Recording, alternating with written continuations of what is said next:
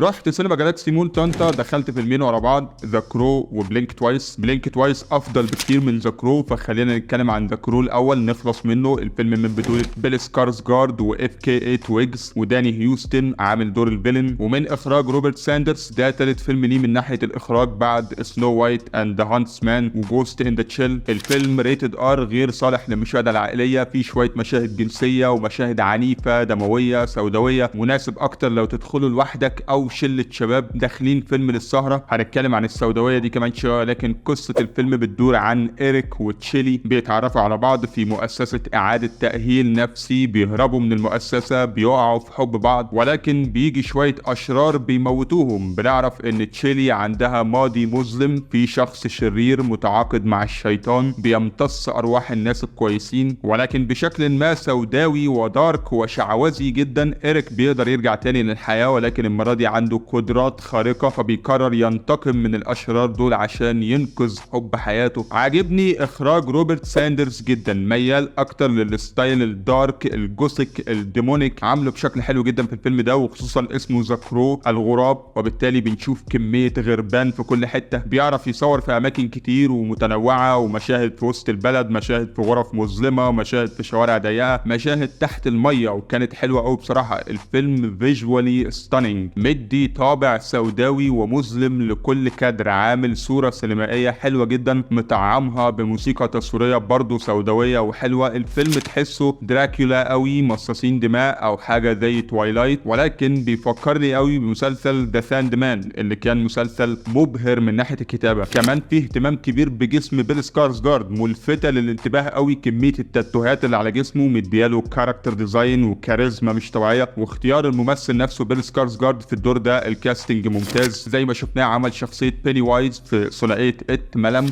ومدياله الامكانية دي انه يمثل ادوار الشر عموما، ولكن في الفيلم ده هو مش الشرير، هو البطل، ولكنه شخصية سوداوية، ولكنه في نفس الوقت شخصية رومانسية. بنشوف علاقة رومانسية بتنشأ بين بيل سكارسجارد واف كي 8 ويجز، ادائهم رومانسي حلو، لايقين على بعض، بيهربوا من مشاكلهم من خلال بعض. ادائهم ساعد قوي في ان علاقتهم تبقى مقنعة، ولكن كتابة علاقتهم نفسها مش افضل حاجة بصراحة. هما في النهاية بيناموا مع بعض، بيشربوا مخدرات، بيجوا يناموا مع بعض تاني، بيخرجوا يتكلموا شويه، وبس كده عندنا علاقه رومانسيه زي الفل. اهو عايز ايه تاني؟ بس علاقه الحب دي هي البناء الاساسي للفيلم كله. البنت بتموت، الولد بيتحد مع العالم الاخر المظلم ده، فبيقرر ينتقم عشان ينقذها. علاقه الحب هنا هي المحرك الاساسي للاحداث، هي الدافع الرئيسي للتحول في شخصيه إيريك، لان احنا بنشوف تحول بيحصل في شخصيه إيريك من شخص عادي لشخص سوبر ناتشورال جدا، بيتحول لشخصيه ذا كرو او الغراب. برضو اداء بيل سكارسجارد هو اللي ممتاز، والاخراج حواليه حلو جدا، ولكن كتابة التحول نفسها مش افضل حاجة. فيلن سيء جدا. اداء داني هيوستن كويس عادي، ولكن التجسيد هنا هو عبارة عن ان هم شوية ناس اغنياء. مش عارف ليه دايما النوعية دي من الافلام بيكون الفيلنز فيها مجموعة من الناس الارستقراطيين اللي بيحضروا حفلات وبيلبسوا افخم الازياء. انا بصراحة كنت احب اكتر يكونوا حاجة زي فرقة مغنيين روك، ويبقوا عبدة شيطان بقى، ويعملوا حركات غريبة وقصات شعر ديك رومي. ولكن المواجهة الأخيرة في الفيلم استفادت جدا من الفيلنز الأرستقراطيين دول. ما كانش عندي أي مانع أشوف فينال دموي عنيف